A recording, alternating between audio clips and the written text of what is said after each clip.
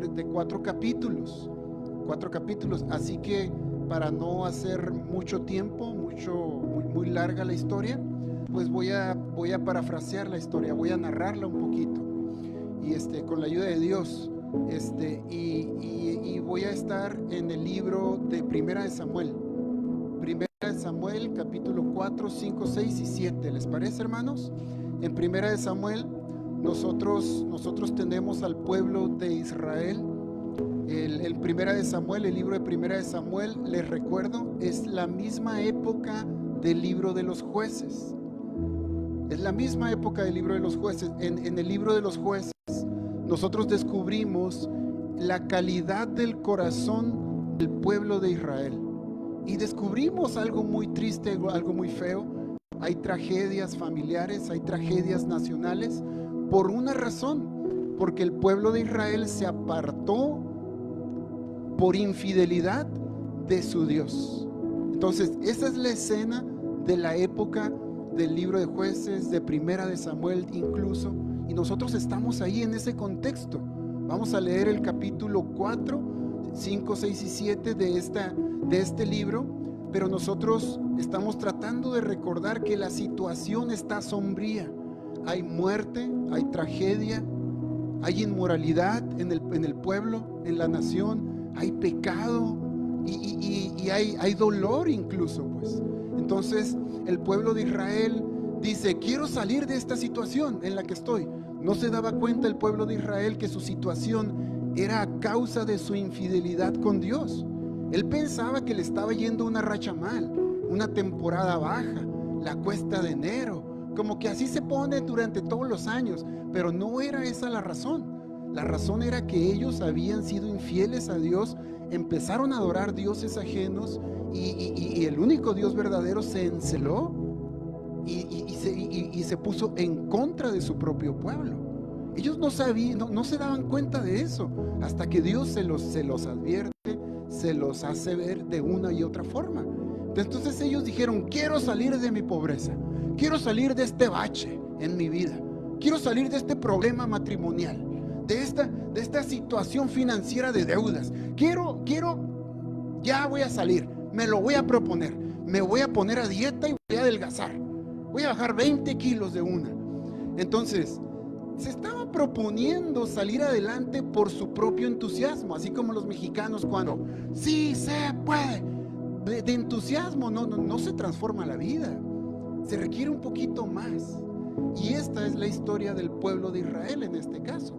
Entonces los israelitas se proponen decir: ya no voy a dejar que los filisteos se enseñoreen de mí, ya no voy a ser esclavo. Dios me trajo a esta tierra, la tierra prometida, para dármela a mí. Yo soy el dueño, ellos deben de ser mis esclavos. Es más, los tengo que eliminar, voy a luchar contra ellos. Lucharon pueblo contra pueblo, israelitas contra filisteos. Y dice el capítulo 4 que de los israelitas terminaron muriendo 40,000 hombres de batalla. 40,000 hombres de batalla. Significó que los filisteos le ganaron, los derrotaron, los humillaron, vivieron una tragedia nacional familiar. 40,000 hogares de luto, 40,000 familias adoloridas. Es una tragedia tremenda. Entonces estaban sacados de órbita y dijeron: ¿por qué? ¿Por qué? Los líderes religiosos, los ancianos de Israel: ¿por qué? ¿Por qué, Dios? ¿Por qué nos das esta derrota? Como que todavía les quedaba un poquito de teología y de fe en su mente, en su mentalidad, en su forma de vida. Entonces dijeron: ya sabemos, el arca de Jehová, el arca de la alianza, tráiganla para acá. Trajeron el arca de la alianza hacia el lugar donde estaban, un lugar cerca de un lugar que se llamaba Ebenezer también. Entonces cuando miraron que el arca se estaba acercando, la estaban trayendo, el pueblo de Israel se puso bien contento. Comenzó a gritar, a cantar, a reír, se sintió un temblor que hasta los vecinos filisteos dijeron: ¿qué está pasando ahí?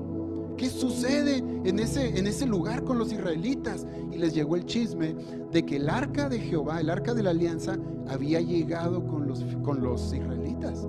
Y ahora sí iban a estar completos, porque el arca de la alianza significaba, era el símbolo de la presencia de Dios en la tierra. Era el trono de Dios en la tierra.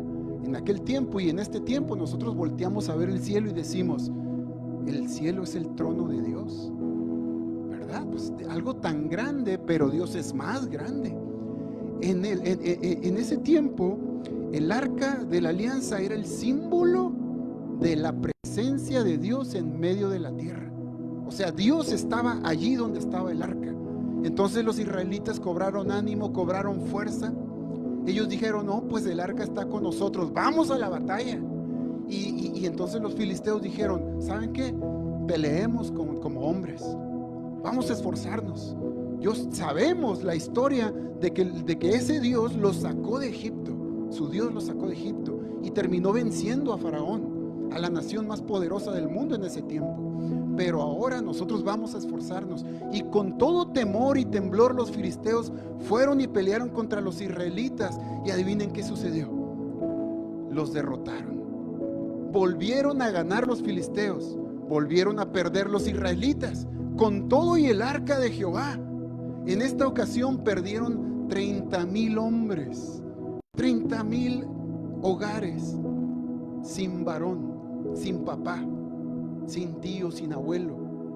Otra tragedia, ya son 70,000 muertes, 70,000 hogares en dolor, una nación afectada. Entonces los israelitas dijeron, pero ¿qué está pasando? No se daban cuenta que Dios estaba, según ese capítulo, hermanos, estaba luchando contra su propio pueblo. Ojo aquí, porque esto no se predica mucho, este capítulo. Dios estaba luchando contra su propio pueblo. No estaba de acuerdo en la situación, en la actitud del corazón que tenía su pueblo. Ellos habían sido infieles. Dijeron, Dios como que no, se me hace un poco aburrido. Como que las cosas de Dios también no son para esta generación. Es como nosotros somos jóvenes, pues. Necesitamos conocer un poquito más otros dioses, pues. Un poquito más de libertad. Quiero ir y andar por ahí conociendo y estando y andando. Y no pensaron que no les iba a suceder nada. Terminaron en idolatría, traicionando a su Dios, al único Dios verdadero. Ya tenían a Dios, ya los amaba, ya los educaba, los enseñaba, los instruía. Les decía cómo educar a sus propios hijos, qué es lo que no deberían de hacer. Y esto no les importó. Se olvidaron de Dios, desconocieron a Dios, se fueron en pos de sus ídolos. Un ídolo ahora puede ser el dinero, el trabajo, la familia, la holgazanería, el descanso de más, no sé, la vagancia. Eso puede ser un ídolo. Mis adicciones, el scroll infinito, todo puede ser un ídolo, pues. Algo que Dios te puede dar como una bendición se puede convertir en un ídolo. Ay, mis hijos, no me toquen a mis hijos. Somos muy buenos padres los cristianos, que hasta los protegemos de nuestro propio Dios, de quien los debería de cubrir, ¿verdad? No como Ana dijo, mira, aquí está mi hijo y va a ser tu siervo. Eso no se atreven los padres cristianos ahora, pero está Ana. Nosotros los encaminamos en el oficio, ¿no? Donde sabemos que van a tener un buen sueldo de 7,000, 12,000 o 15,000, ¿no? A la semana. Ahí los queremos encaminar, al karate, al deporte, al fútbol, al béisbol. Nosotros queremos que sean sanos, fuertes, inteligentes, exitosos. Y Ana, Señor, aquí te entrego a mi hijo. Yo voy a trabajar para pagarle los estudios en el seminario. Yo sé que va a ser un pastor pobre porque los hermanos ni diezman ni ofrendan, porque son como los israelitas del tiempo de los jueces. Pero aún así te lo entrego, te lo consagro, ¿verdad? Ahí duele cuando se meten con lo más delicado y valioso de nuestro corazón y de nuestra vida. Y así es, ¿verdad? Entonces ellos se fueron en pos de la idolatría y ya no sabían por qué estaban perdiendo en la vida. Ya no sabían por qué los enemigos, con todo y el miedo que tenían los enemigos, lucharon contra ellos y los derrotaron por idólatras. No por una estrategia de guerra, no porque eran más poderosos que ellos, por idólatras, hermanos. Terminaron muriendo los sacerdotes, los líderes del pueblo, y nada más quedó ahí como una esperanza, como un fuego pequeño, un cerillito en la oscuridad, el sacerdote Samuel, el único hombre que parece que sí quería consagrarse cada día más al Señor. Ahí queda como un fueguito de esperanza para encenderse cada vez más. Entonces el arca de Dios, en esas pérdidas tan grandes, en esas derrotas nacionales, en esas batallas que perdieron los israelitas, los filisteos dijeron: esta arca me la llevo, es la que la sacó de Egipto, pues me la llevo. Entonces agarraron de amuleto el arca de Jehová, el símbolo de la presencia de Dios en medio de la tierra. Es como si viene alguien y dijera: este templo que está dedicado a la predicación, al Señor, al Evangelio, lo voy a utilizar para, no sé, para poner un bar. Aquí voy a poner una barra, aquí va a haber un table, y acá va a haber no sé, pantalla. Entonces, algo así fue el insulto que hicieron los filisteos con el arca de Jehová. Algo así es una comparación. Entonces, los filisteos comienzan a experimentar, hermanos, en sus pueblos, 5 pueblos filisteos, comienzan a experimentar tumores, porque la presencia de Jehová estaba allí en medio de esos pueblos, pero los pueblos los hombres empezaron a morir desangrados. Les salía sangre por la boca, por los ojos, por los oídos, caían a media calle cuando iban caminando a la tienda, iban al trabajo y caían muertos, porque estaban saliéndole tumores a las personas, estaban muriendo. Ellos no sabían por qué. Entraron al templo porque el arca de la alianza la habían puesto en un lugar, en una ciudad que se llamaba Asdod. En esa ciudad había un templo que lo hicieron para Dagón, el dios Dagón. Entonces dijeron: pues aquí va a quedar el arca del pacto. Con esa arca del pacto vamos a ganar todas las batallas, pensaron los filisteos. Pero resulta que al día siguiente el dios Dagón, o sea, la estatua que tenían ahí, estaba de jeta en la tierra, de nariz enterrada en la tierra. Y entonces dijeron: ¿qué pasó? ¿Qué sucedió? Dios, el arca, el símbolo que representaba la presencia de Dios, estaba peleando por su propia gloria. Al día siguiente, porque levantaron a Dagón, ¿no? Al día siguiente lo encontraron de boca en la tierra otra vez, pero esta vez se le había quebrado la cabeza y los brazos, nada más quedó el tronco. Y dijeron: ¿qué está pasando? Estos tumores, estas muertes, el dios Dagón, que se supone que es nuestro defensor, está derrotado, humillado. Y nosotros podemos ver ahí que Dios, número 1, en el capítulo anterior estaba luchando en contra de su propio pueblo, estaba quitándose el cinto y dándole 3 cintarazos. En este capítulo 5, Dios está defendiendo su propia gloria sin necesidad del pueblo cristiano, por decir. Dios no necesita defender su propia gloria. Dios no necesita de un pastor para edificar la vida de un pueblo. Si Él quiere, lo hace. Si Él quiere, lo hace sin necesidad de nadie. Pero nos da el privilegio de ser parte de su obra en la tierra. Así que los que servimos, hermanos, los que sirven en sus iglesias, tienen un privilegio que los ángeles no tienen. Nosotros somos, dice el apóstol Pablo, somos como una película que los ángeles en el cielo están bien atentos mirando, están comiendo palomitas y mirando. Mira cómo sirve el hermano Juan, mira cómo sirve el hermano Pedro, mira cómo le está lloviendo a la hermana todos los chismes, mira de la iglesia y de afuera también, y mira cómo le está lloviendo a la otra hermana cuando sirve, las envidias, pero aguantan, son fieles, siguen sirviendo. O sea, somos somos como la película entretenida del mundo y de los ángeles, dice el apóstol Pablo. Porque la gracia de Dios nos da el privilegio de ser parte de la obra de Dios. Y este capítulo, hermanos, el capítulo 5 nos dice: Dios no te necesita. Dios no nos necesita para defender su gloria.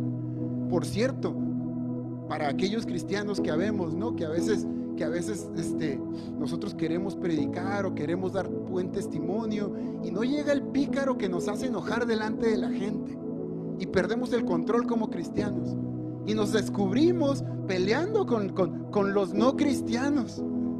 Ya perdimos desde ahí, ¿no?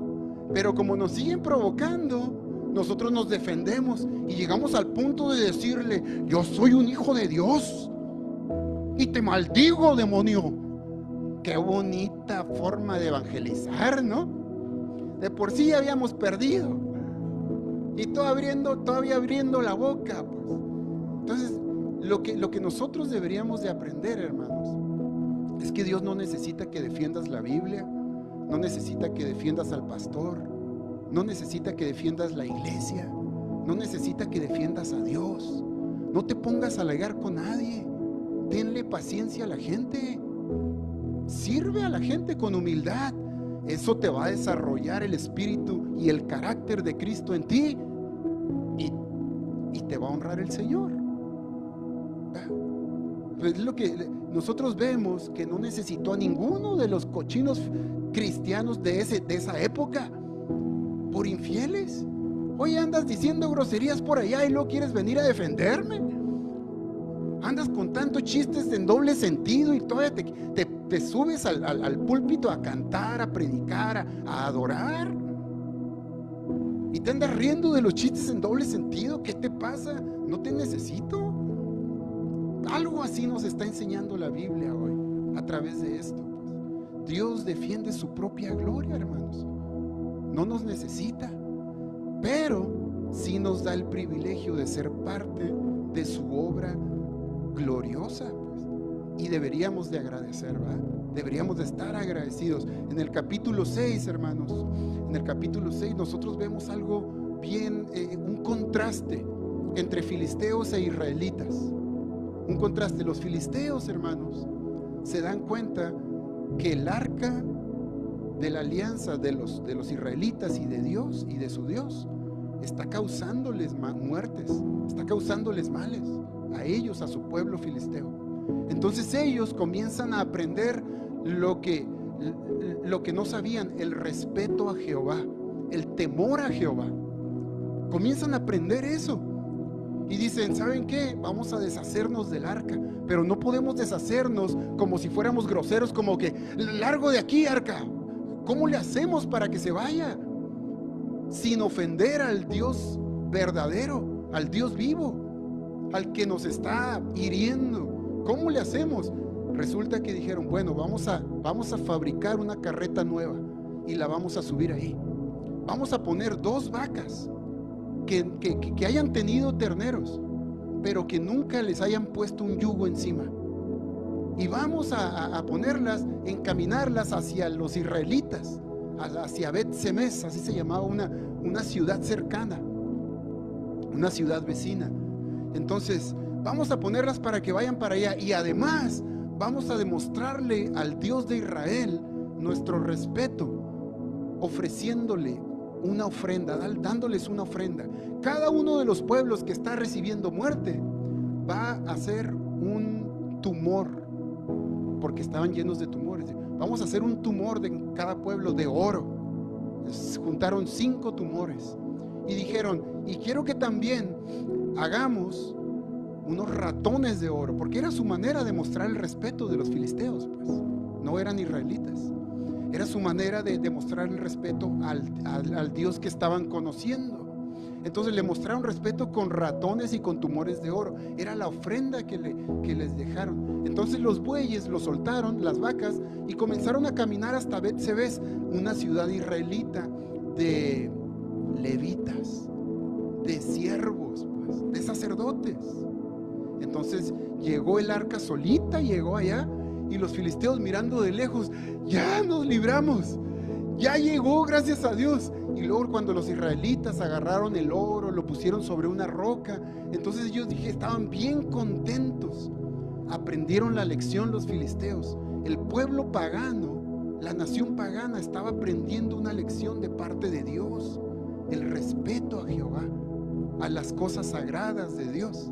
Entonces los israelitas, ¿se acuerdan que les dije que era una ciudad de, ¿se acuerdan? Bet-Semes, una ciudad donde vivían levitas. Eso, muy bien. Entonces vivían un pueblo levita en esa ciudad. Entonces ellos comenzaron a mirar, a recibir el arca, a alegrarse porque el arca estaba con ellos otra vez. Pero dice la Biblia que Dios mató a 70 levitas porque estiraron el cuello al arca de la alianza y quisieron ver lo que había adentro. Y Dios mató a 70 hombres, el número completo. Es como si nosotros tuviéramos la mente de los israelitas que estamos leyendo por primera vez el libro, nosotros dijéramos, Dios está dándole una lección a su pueblo con este número 70. Está una lección completa, pues. Esta lección completa tiene que ver con que, mira, eres parte de la vida del único Dios verdadero, del Dios vivo. Tú como pueblo de Israel eres parte de la vida del Dios vivo. Del Dios vivo está contigo, pero cuidado con tomar demasiada familiaridad con la santidad de Jehová. Cuidado.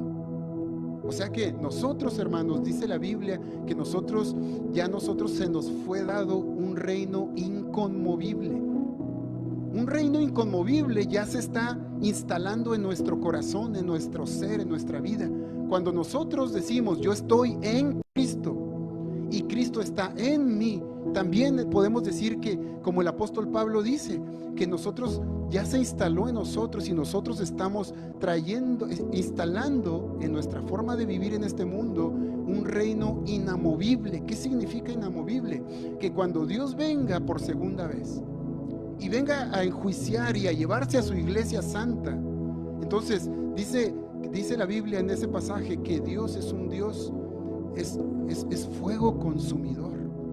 Y cuando venga ese día del juicio, va a consumir las paredes, va a consumir el dinero, va a consumir los sistemas humanos, va a consumir la ropa, va a consumir la tierra, va a consumir todo, y solamente va a quedar lo inamovible, lo esencial, lo eterno. Pues significa que lo eterno se está instalando en nosotros y que nosotros estamos teniendo vida eterna en Cristo Jesús.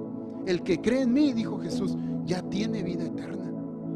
Lo que significa, hermanos, que nosotros deberíamos no estarnos dejando llevar por la vista de los ojos, por la vanidad de los ojos, por las riquezas, por los placeres, por la belleza, por lo fácil y lo cómodo y atractivo que es el mundo. Deberíamos de enfocarnos en una cosa, en permanecer fieles a nuestra comunión con Dios.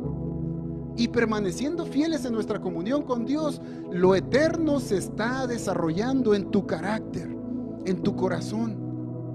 Y cuando venga ese fuego consumidor, entonces tu carácter cristiano va a permanecer inamovible, juntamente con el reino inamovible. Pues eso es lo que Dios está tratando de hacer en nosotros mientras viene por segunda vez.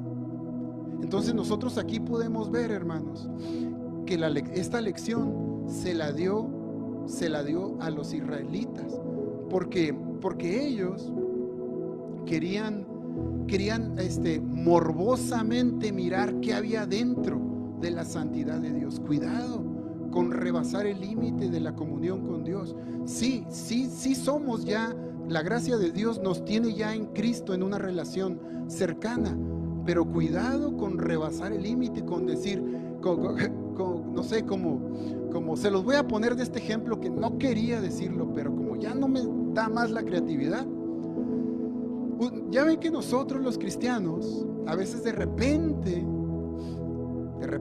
la hermana que es prima de una amiga, ¿sí o no? Esa que no tiene nada que ver con nosotros, de repente dice: yo soy la favorita de Dios, yo soy la favorita. Y también los hermanos: yo soy favorito de Dios.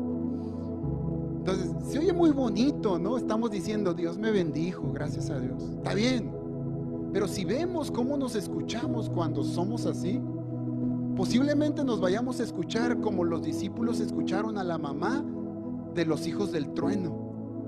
Se acercó en secreto con Jesús y le dijo: oye, ahí te encargo que a mis 2 hijos me los tengas junto a ti, ¿no? Cuando estés sentado allá a la derecha del Padre. Y el Señor Jesucristo le dijo: eso no me corresponde a mí. Ese privilegio no lo van a tener tus hijos a menos que se lo ganen. Entonces, y luego los discípulos se acercaron. ¿Qué dijo? ¿Qué dijo esta vieja? ¿Qué dijo? ¿Por qué está pensando más en sus hijos y nosotros qué? ¿No contamos? ¿Qué? Cuando alguien dice: yo soy el favorito de Dios, así te escuchas de odioso, repugnante.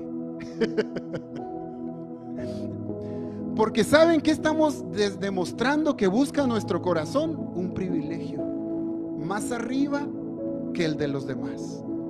Significa: importo yo, no me importas tú. Yo quiero estar encima de, no importa que me separe de ti, pero yo quiero estar mejor. Por eso a veces nos volvemos odiosos sin darnos cuenta, ¿verdad?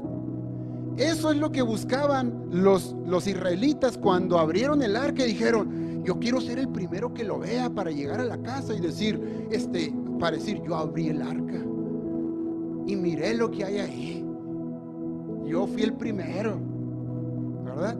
Es lo mismo, es buscar un privilegio, pues. Pero ¿saben qué hace Dios con esos corazones arrogantes? Los elimina. En el caso de la época de los jueces, en el caso de eso.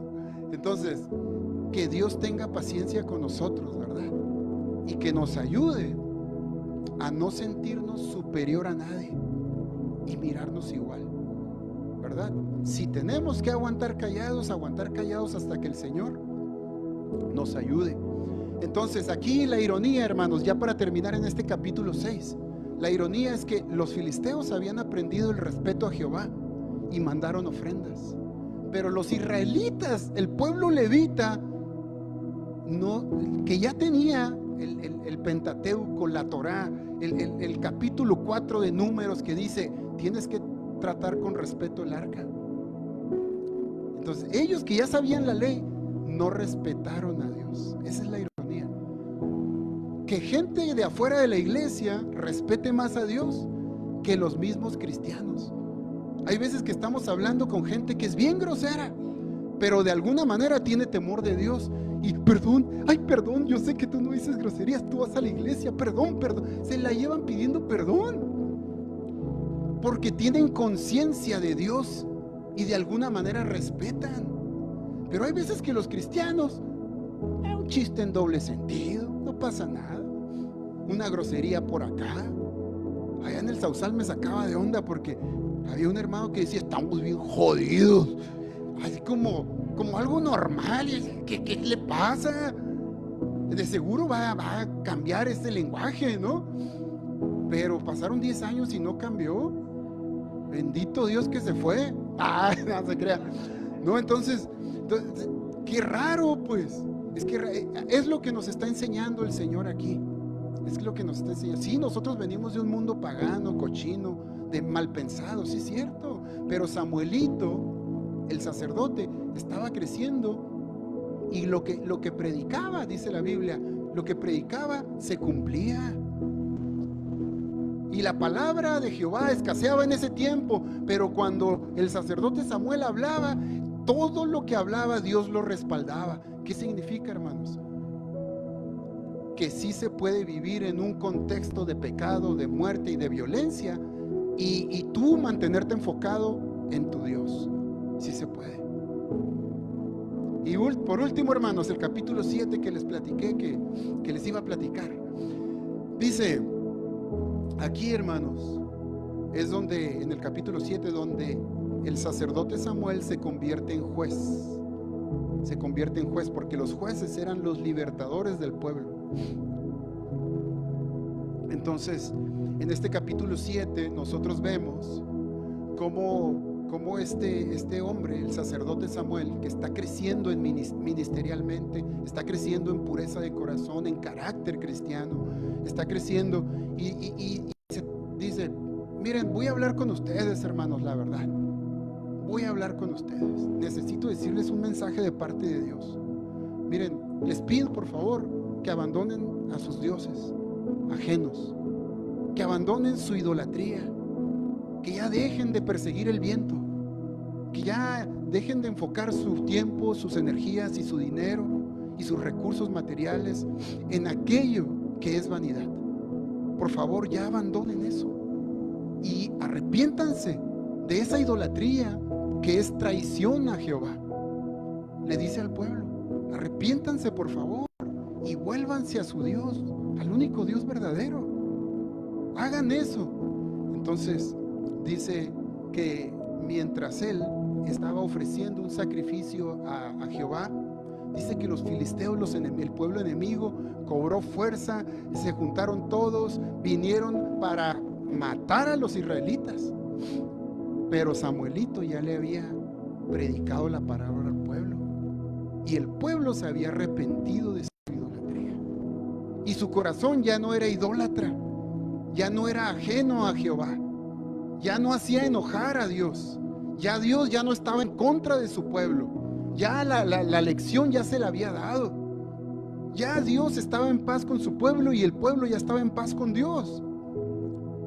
Entonces Samuel hace una oración y le dice a Dios, Señor, ayúdanos. Y dice la Biblia que Dios habló palabras que parecían truenos y que la tierra tembló y que cuando venían los filisteos se sacaron de órbita, se asustaron, entraron en pánico, comenzaron a decir, el Dios de Israel nos está empezando a ayudar, salgamos huyendo. Y cuando iban huyendo se iban tropezando, no sabían ni a dónde correr. Los filisteos, los israelitas se dieron cuenta que Dios no necesitaba que ellos fueran los héroes. Dios era el que les estaba dando la victoria sin una estrategia de guerra inteligente. Nosotros confiamos más en las estrategias humanas. Yo voy a tener dinero porque voy a invertir aquí y voy a hacer esto y voy a trabajar y todo eso. Son estrategias humanas. Pero si Dios te quiere bendecir, te va a bendecir por tu corazón arrepentido y fiel al Señor. Entonces, cuando ya el corazón del pueblo ya estaba bien, se dio cuenta que Dios estaba dándoles la victoria, derrotando a los enemigos, y dijeron, sobre ellos, a perseguirlos, a matarlos, a eliminarlos. Ya no nos van a dar problemas y no van a ser una amenaza para que nos esclavicen. Y Dios les dio la victoria después de que se arrepintieron. Estaban luchando muy valientemente los israelitas y estaban perdiendo hombres, 70,000 hombres, 70,000 tragedias, hogares vacíos, llenos de dolor. Pero ahora, solo porque su corazón cambió, Dios los bendijo, les dio la victoria. Solamente por el cambio de corazón, hermanos. Y por eso quiero invitarles ahora a hacer esta oración. Señor, ayúdame a reconocer mis ídolos. ¿Qué es mi ídolo? ¿A qué me dedico más? ¿En qué invierto mi pensamiento todo el día? Eso ya es un ídolo. ¿En qué desgasto mis fuerzas, mi energía, mis recursos? Eso ya es un ídolo si no eres tú, oh Dios. Ayúdame a reconocer mis ídolos, a negarme a ellos, a volverme a ti con todo mi corazón, a invertir mi vida en ti, ¿verdad? Y Dios, bendíceme, dame la victoria, ayúdame. Vamos a orar, hermanos. Les invito a estar conmigo. Pueden estar ahí, pueden estar de pie, pueden visitar el altar si gustan. Vamos a orar, Padre, gracias por tu palabra y por tu Espíritu, Señor. Gracias por la paciencia que le tienes a tu pueblo, Dios. Porque tú eres el único que realmente conoce toda nuestra historia. Conoce nuestros errores, nuestros pecados, nuestras vergüenzas, nuestras caídas. Y Padre, reconocemos que nos hemos alejado un poco de ti, que hemos caído un poco en idolatría tal vez, o mucho, no sabemos. Ayúdanos, Dios, a reconocer a nuestros ídolos y desecharlos, Padre. No estar enamorados de ellos. Ayúdanos a reconocerte a ti como único Dios verdadero en nuestra vida, en nuestro corazón. Perdónanos y ayúdanos a realmente reconocer que estábamos equivocados, Padre. Ayúdanos a reconocer nuestro error y negarnos a Él. Ayúdanos a volvernos a ti, a rendirnos a ti el día de hoy, Padre. A reconocerte como nuestro Señor, a reconocernos, a mirarnos a nosotros mismos como tus siervos, tus fieles. Y permítenos mirar a los hermanos, oh Dios, como iguales. Ayúdanos a mirar en ellos una oportunidad de servir, Padre. Una oportunidad de desarrollar carácter cristiano. Porque el carácter cristiano tú nos enseñas que eres manso y humilde. Ayúdanos a desarrollar esa mansedumbre, esa humildad. Y para eso pusiste a nuestro prójimo, Padre. Ayúdanos a desarrollar eso, tu carácter, Padre. A permanecer fieles a tu voluntad y a tus enseñanzas.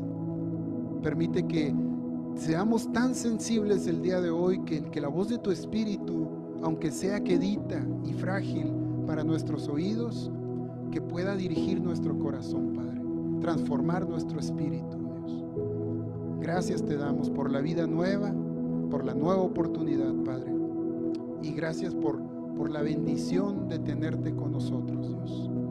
En el nombre de Jesús, amén. Amén. Hermanos, ahora mientras pasa